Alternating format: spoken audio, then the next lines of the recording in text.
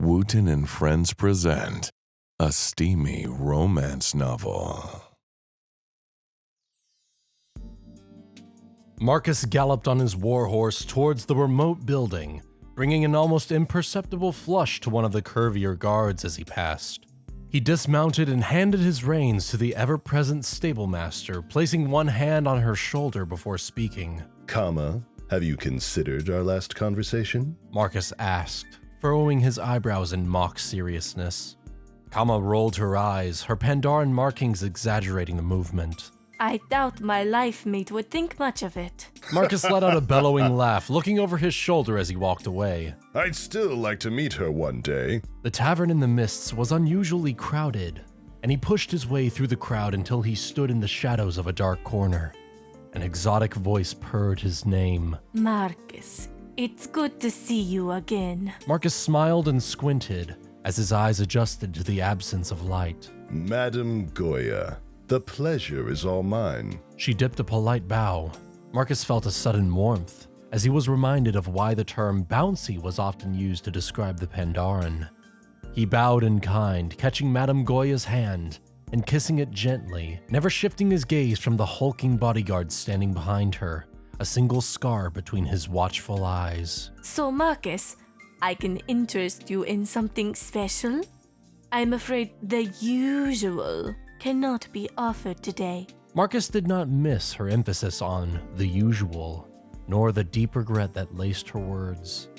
Their eyes met once again, and she squeezed his hand before letting go. If that is your will, may I see what you have to offer? Marcus asked.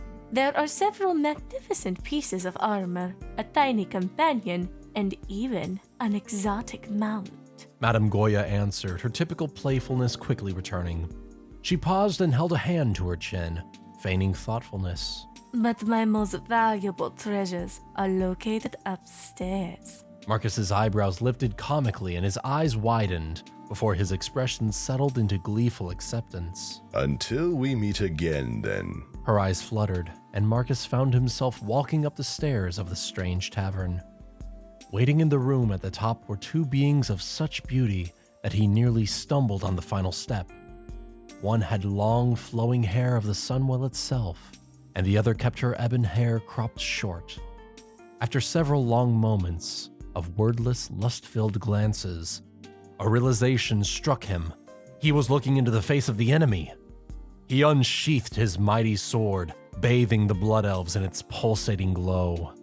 The elf with radiant hair spoke first. Goodness, it looks like someone's ready for battle. She placed her hand on the tip of his sword, lowering it with gentle pressure as she crossed in front of him, always keeping her head cocked in his direction. Do you believe in love at first sight?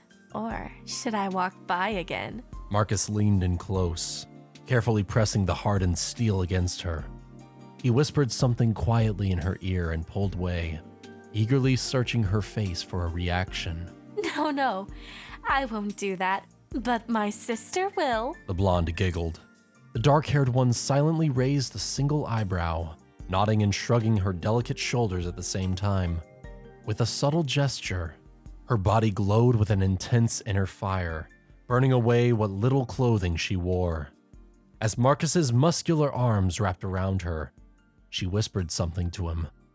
A symbol unseen by Marcus momentarily appeared above his head and surrounded him in a white glow. That feels amazing.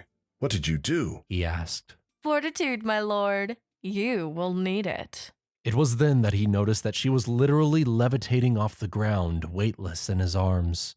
His mind began to spin as countless scenarios played out in his head. His strong hands began to... The rest of these pages are shrouded in mist.